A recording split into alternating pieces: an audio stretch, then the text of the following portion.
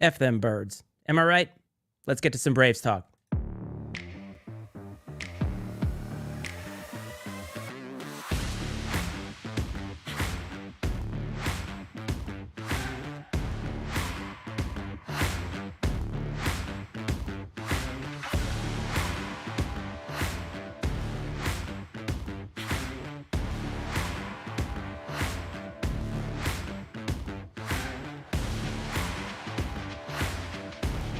Fans, it's time now to meet the starters for this evening's game. It was ugly. It was not pretty, but it was a win. Welcome to Braves Talk, everybody. Iceman, Matt Freites, and on the other side, we got the pals, Coach and the OG. Welcome, gentlemen. Iceman, what's up? OG Braves Nation coming off a big W on Saturday night at Carver Arena. It was ugly at times. That's okay. Let's be honest. It was ugly the whole time. But all that matters in the end is that we got the victory. So it was great to be a part of a big crowd, over 9,000 people at the game. And I mentioned it last year on the Iceman and Coach show when we talked about this, how it was great to be back at Carver with a full arena like it was at the Drake game to end last season. And I'm glad that, we had a big crowd for the Drake game this year and then an even bigger crowd for the Illinois State game. And hopefully we get a nice one Wednesday against SIU. But there was a point in time where I wasn't sure if we were ever going to see this again. And I could not be happier that we are getting to experience it.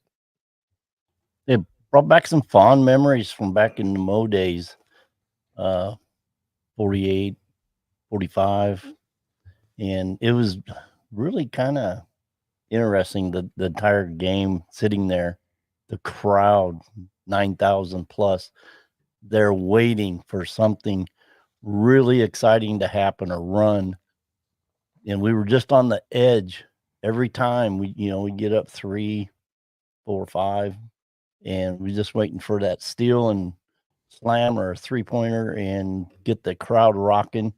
And it built and then went flat again. So, but it was still exciting. We loved the win. Go BU. I will admit, I'm an hour ahead of you guys, so it was a little bit later here, and due to some family stuff, I wasn't able to watch the game, and the Braves are now 3-0 when I don't watch the game. I did check in on the score, but I made sure not to check in too often because that would count as a watch, so undefeated when I don't watch, and I think that's a good thing, I think, because we need as many wins as possible. But I saw the final score, and I say it's ugly, and I don't mean that in a bad sense, but it's an ugly game, but it's also a rivalry game. And Brad, and you and I talked about this on Iceman and Coach before about records don't matter. It comes down to these two teams just do not like each other. The fan bases do not like each other, and it doesn't matter how you get the win, you get the win. So why don't you guys break down what you saw at the game, because you guys were actually there. Yeah, so obviously a couple points worth mentioning. Coach Wardle got his 250th career win with the win on Wednesday night against Illinois State. So that's got to be a sweet one for him to get. And I do want to mention Bradley fan and Braves Talk fan Levi stopped by to say hi and introduce himself. Said nice things about the podcast. It sounds like he's enjoying it. So Levi, thanks for doing that, man. It was a real pleasure to meet you. Yeah, you mentioned it. The game was ugly, and it really was. And like Dad said, the crowd was desperate to get into the game, and we just couldn't seem to compound 2 or 3 positive plays in a row. And I mean like big plays, like get a stop, come down, make a bucket, get a stop, come down, hit that wide open 3 to really take the lid off the crowd. And it never happened at any point in time. We were close, and but at the end of the day, we got the W. We played great defense. Coach Wardle was elated on the post-game show with how well we played defensively, because that's his style of play. He loves that. And, the compete, defend, rebound, we did 2 of those 3 things well. We competed, I thought, when it was tough, right? When shots weren't falling, we kept competing, and we defended really well. Can't say the same thing necessarily about the rebounding, but there's a tough matchup for us on the glass. They got some big bodies, and we got some guys with some size, but it's tough to bang in there with their guys.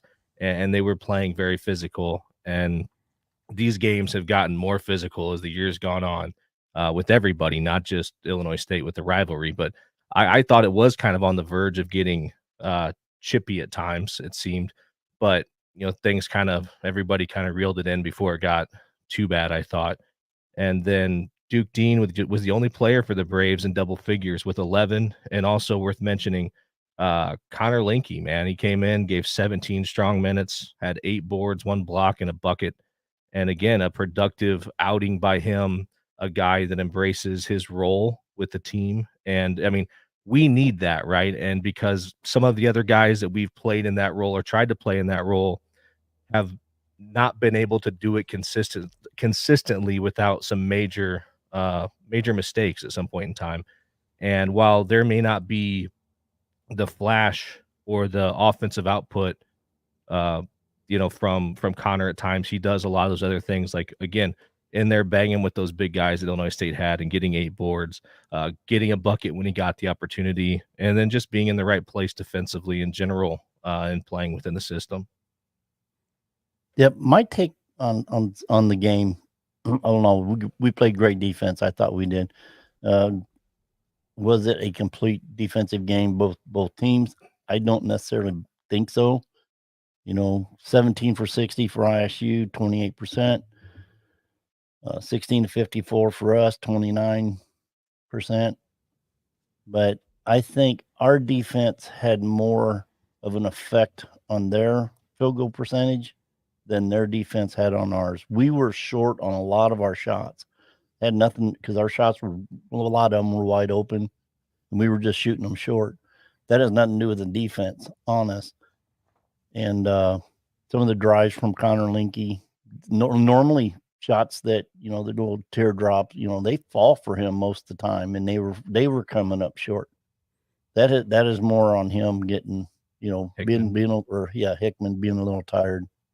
So, but a great defensive game. We got out rebounded because their athleticism, I think, a couple big bodies, but just their positioning was much better than where we were. So, But if Well, they you got look- that one. They got that one big boy. It's like 300 pounds, man. What's his last name? Is it Walker? Chase Walker. Yeah, Chase Walker. Big Mama Jamma. yeah. And the guy, the buddy of us that sits behind us, he mentioned that I guess when he showed up on campus at Illinois State, he weighed over 400 pounds. Yeah. Foster's And Foster they got him. had- He's got down to 12. Good for him. Foster had 16 boards.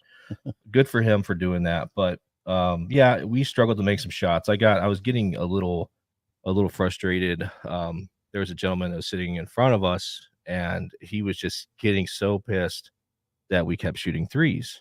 And I'm like, and to myself, I'm like, man, like you realize like we have one of the best 3-point shooting percentages in the conference.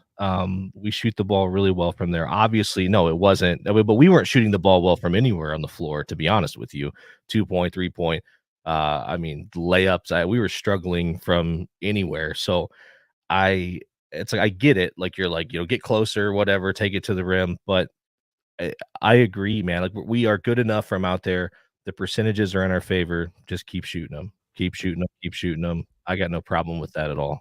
I mean, over the course of a season, you're going to have the range of outcomes for games that you're going to see is going to be pretty expansive. Like not every game is going to go the way that the team is built. And we do have a comment in here about whether Bradley is more offensive or defensive. And no matter how they are built, there are going to be games in which you're going to have to pull from your not as strong skill set, let's say, or something like that. But one of the things that tickles me as a statistician in my real life is Bradley went 8 for 27 in both halves. It's just amazing that you would go and have the same amount of shots, make the same amount of shots. But when you look at the stats on both ends, it's like one of the most even games I've seen statistically. And it just came down to who was going to make that final shot, who was going to be the most clutch.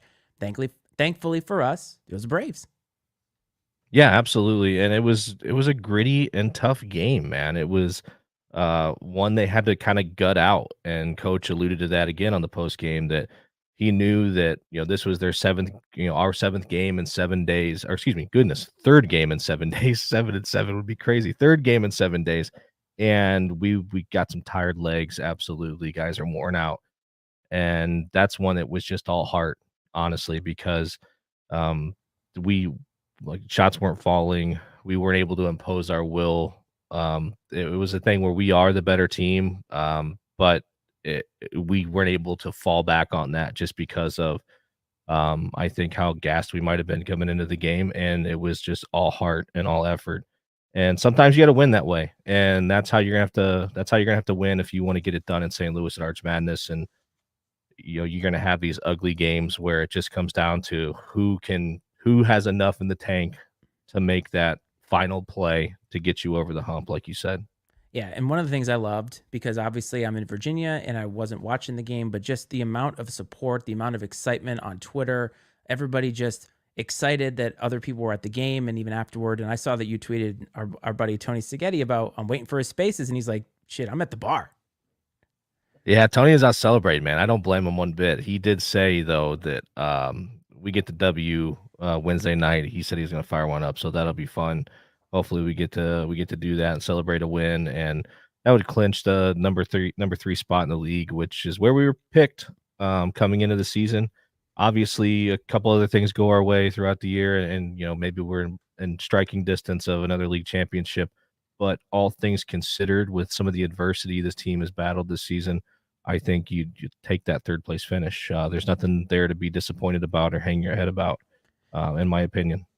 It should also be noted that Duke Dean was voted Valley Player of the Week, I believe you said. So obviously we did our appreciation week last week, which was a rousing success, and leads the team this week. So Rick, a little birdie tells me that you have done some prognosticating about how the Valley is going to go from here on out. So folks, let's see, Rick Stradamus, is that what you want to call him? Something like this. He has done his homework this week, and he is ready to project how he thinks the Valley is going to go. So, Rick, the floor is yours to educate the masses. Well, I'll real quick. I mean, just on the overall finish, and I can break it down afterwards. But I got Indiana State winning it outright, and Drake us, UNI in the 4 spot. They tied with Belmont, but win on the net tiebreaker. Belmont's 5th. SIU will drop down to 6th. I do not see them winning out or winning even one. Illinois State Birds will be in the 7th spot. Murray State 8, Mo State 9, Evansville 10, UIC, and then Valpo. Let's see, what was my thing, a note here? Yeah, because I got us beating SIU. Bradley fan and everything. I'm rooting for Bradley, but the more intelligent, analytical, they can't go on the road. Someone that hasn't won a game at home. I can't sit here and actually say, but I'm going to root for it, and I'm hoping it happens. It's not going to make a difference in standings.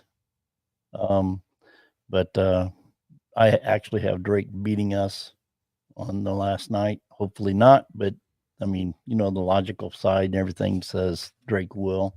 Is that objectivity by the Yeah. OG Rick? Yeah. Wow, I love that, my man. I love hearing that. By the way, it should be noted that the team reached 20 wins for the 5th time in the last 7 seasons. So thank you to the commenter who has pointed that out, something that we definitely missed in the pregame.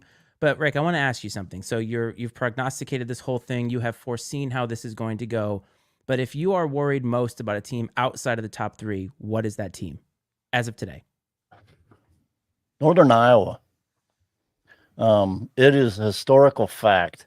Jacobson has that team playing. And it doesn't matter who's playing for him. They are ready to play. They showed that last week, Saturday against Drake. They can be very tough. They beat us on their home court. They beat Drake. Pretty much, was that back? I don't remember if that was back to back, but no, it couldn't have been.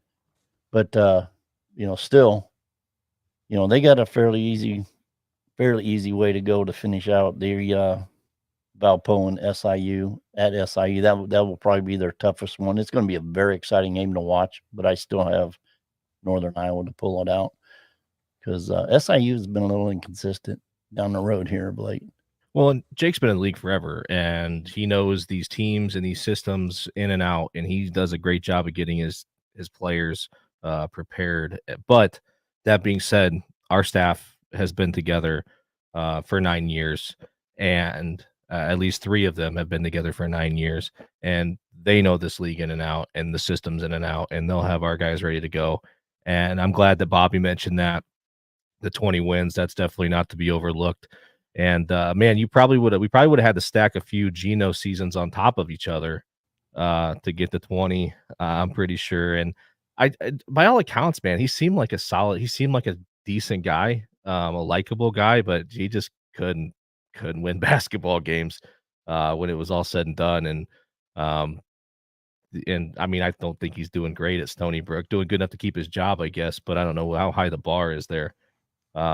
Anyways, no, I'm glad the situation that we're in, and another 20-win season in the books. Let me ask you guys something. So, is it fair to say after or last week or on Saturday, I think when we did our show, we did Duke Dean Appreciation Night, and it was kind of a seminal win, a win that we were looking for.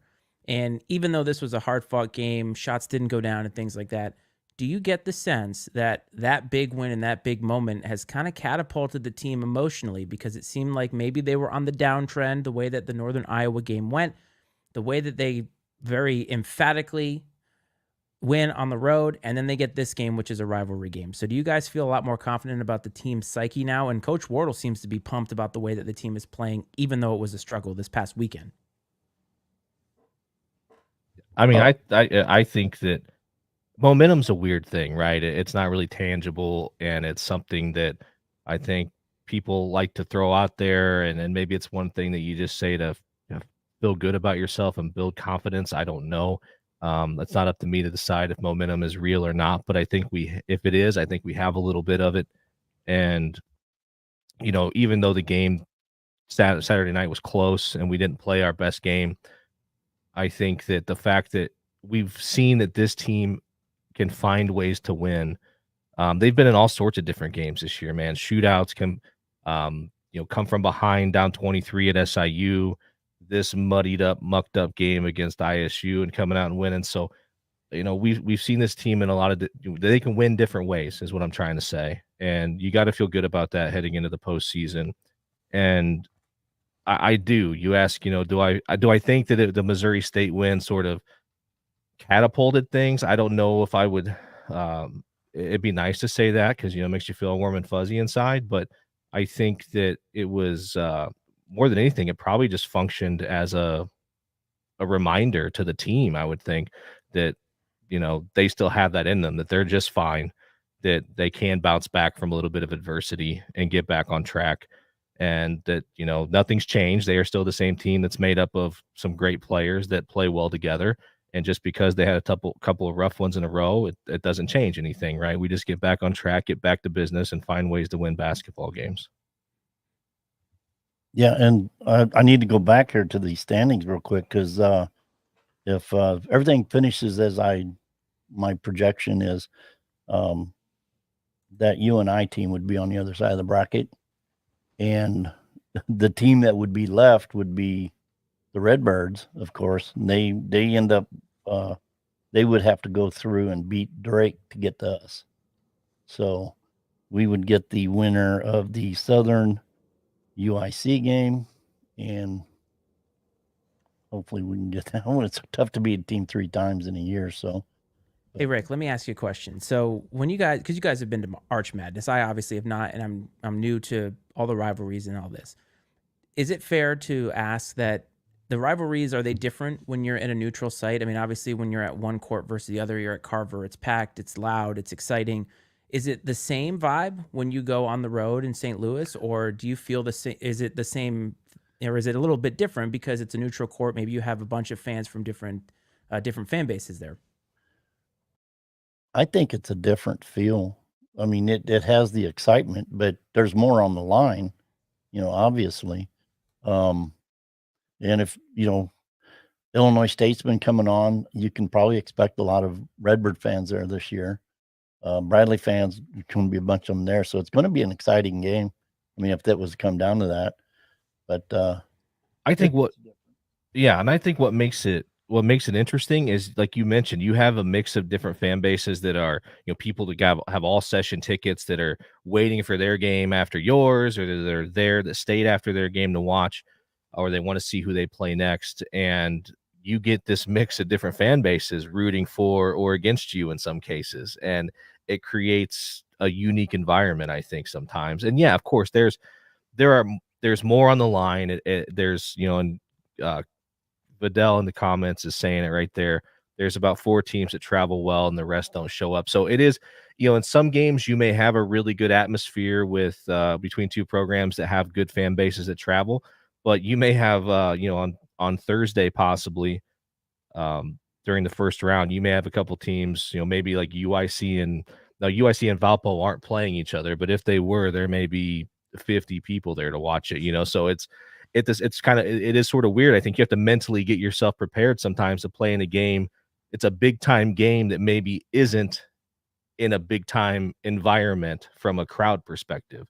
And so, that I think adds an interesting dynamic to it. And maybe some people look at it as there's fewer distractions that way, but you know what you're going to hear? You're going to hear every chirp from every fan in the building when there's only, then there's a couple hundred of them as opposed to, 6,000 or 7,000. And I just want to say, Vance, this comment, what you're talking about is what Brad and I are going to look like in Charlotte in a couple of weeks when we go for the first and second round of the NCAA tournament, because most likely we won't have a team in the race in Charlotte. So we will be shifting toward all of the underdogs as good neutral fans as we are. So, Rick, you got the standings there. What are some of the games that intrigue you this week in the Valley that you think are going to be important besides Bradley's next game, which we'll get to? Oh, gosh. Murray State Belmont, Wednesday night. That's going to be a home game for Murray. That's going to be a big one for them because they're 2 in-state rivals, be like Bradley and Illinois State. The others, nothing really stands out as big important factors. It's usually right in the middle, the Belmonts, the Murray States, UNI, and SIU. These games, Bradley game with SIU. Yeah, the top of the league's pretty well sorted out at this point. Truthfully, minus anything crazy happening, there's a little bit of movement that I think could happen there in the middle. But it is kind of weird that we're down here with just 2 to play, and there's not some big matchup looming like last year with Bradley and Drake. It's just like, all right, let's just get through these last couple of games and get to the tournament. That's what it feels like to me. But Rick, of the 2 teams, Belmont or Murray State, which one do you want to win more for Bradley's chances in Arch Madness? Belmont. That's who I want. It's going to be a tough game. And because you're a closet Belmont fan. Yes, I was going to say that. Yes. But Belmont doesn't play very good defense. So you're all about the bees, not just the bees. That's right. The killer bees, like the Houston Astros back in the day. So, Rick, let's get to the matchup coming up with Bradley and Southern Illinois. So, Brad, you mentioned earlier that was the big comeback earlier this year. I think it was 23 points at one point. Is that the biggest comeback in Bradley history? I thought it was. I thought it was too. We've had a lot of it was up there. Program records this year.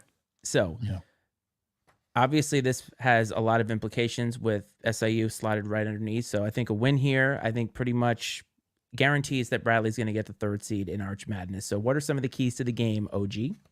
Yeah, rebounding, keep our turnovers down, hit our shots, of course. We can't come out, dead to the world. We got to take the lid off the rim early, and then keep them in check. Don't let them go off like they did the first time we played them. What about you, Brad? No, I agree. I don't have like a thorough, intimate knowledge of SIU. I know that they're another team that's got a strong defensive philosophy. Obviously, Xavier Johnson is going to be in the running for Player of the Year, and he's a ton, and he's going to have to be accounted for. And hopefully, Malavai is able to pick up that burden and deal with it, which he's been able to do that all year against the opponent's best guy. So I'm not too concerned there, but. And Vidal said right there, the bigs got to stay out of foul trouble. That's absolutely true. Mal and Darius, especially Almar, with the way he's been kind of coming on with the shot, you'd like to see him be able to stay on the floor and get more of those opportunities. And he's got to stay out of foul trouble and play well defensively to do that. Dad mentioned the boards again. You want to see us keep competing on the boards. There are times, again, we are going to be physically outmatched at times just because we've got some guys that are tall, we've got length, we just don't have a lot of beef, man. And yeah, you can do some things to overcome that. I'm not a X's and O's expert when it comes to the game of basketball, but I'm sure there are things you can do to overcome overcoming that physical disparity that may exist in the paint. Just another solid effort. You'd hope we can come out and knock down some shots early and build that confidence up and not have to dig ourselves out of a 23-point hole. That would be less than ideal. That'd be super helpful. And it is, you know what, it is also worth mentioning, it is senior night. So hopefully there's a great turnout.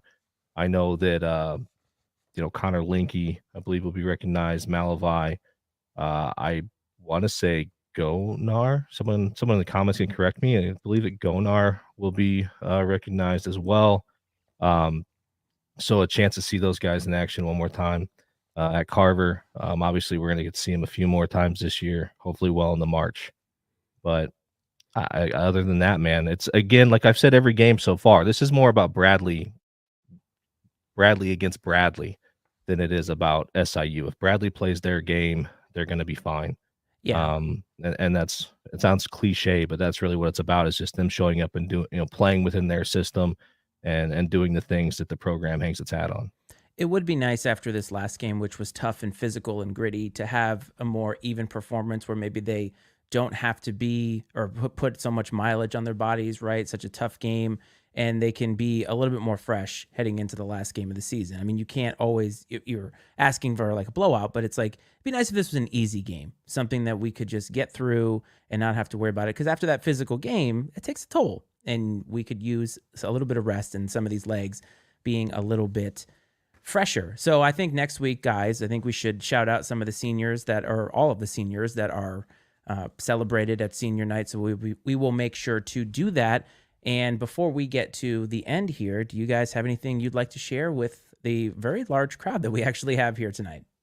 Oh, just thanks for everybody for tuning in, hopping in the comments, sharing your thoughts, and it's great. This is kind of growing episode by episode. It's been a lot of fun, and I look forward to kind of going on this ride through the postseason and Arch Madness, and hopefully we get to stay tuned into some Bradley basketball well into March, and I'm excited about that. And you kind of mentioned you'd hope for an easy game. There are no easy games in the Valley, right? Landmines everywhere, right? And so I'm sure it'll be a tough one again tomorrow, Wednesday night, not tomorrow, Wednesday night, and then another tough one this weekend against Drake. But again, thanks everybody for the support. Appreciate it, and go be you. What about you, Rick? Anything? Yeah, else? again, thanks for the support, everybody, for coming out and listening, jumping on here and putting in your comments, questions. The other thing I'd just like to say is everybody in the Valley plays their final game Sunday. The 8 teams that will play Thursday, they have Monday, Tuesday, Wednesday, and then they'll be playing Thursday. So they got that rest. The top 4 guys, top 4 teams, they have an extra day's rest. Everybody going to be playing with the same amount of rest except for those 8 teams. That's why it's hard to win 4 in a row. But, everybody's going to be with the same exact situation. So, and it's going to be an important game, an important weekend. And I just want to say as well, while we are not here for long periods of time, one of the things we don't want to do is waste your time. We want to get to the point. We want to have that interaction, give you some of our analysis, our opinions, and allow others as well to talk about this. Hopefully, Tony Spaghetti will put a spaces together, as he mentioned, after the SIU game, and we will be back right after that to break it down after a couple of days to either cool off or heat up, depending on whatever the outcome of the game was. But I do want to say exactly what they said and thank everybody who has come here. Every single episode has gotten better. It is so fun from our end, and it's so fun to see more and more Bradley fans in this and engaging us. And we can't thank you enough. It's humbling for me, and I'm not from the area, obviously. So for those 2 guys over there to have somebody come up and say they love what we're doing, I can tell you, for Brad, that means the world. And we just hope that continues, and we hope that you see us as a continuing trusted voice in the community. So before we get out of here, if you want to follow us, if you're not already, on X at Iceman and Coach, Twitter at INC Sports, Facebook, INC Sports. And if you want to find us or other podcasts, mattySmedia.com, where we have other podcasts like my sneaker podcast. Hope this finds everybody well. Hope this finds everybody safe. And we'll talk to you next time. This is some Braves Talk.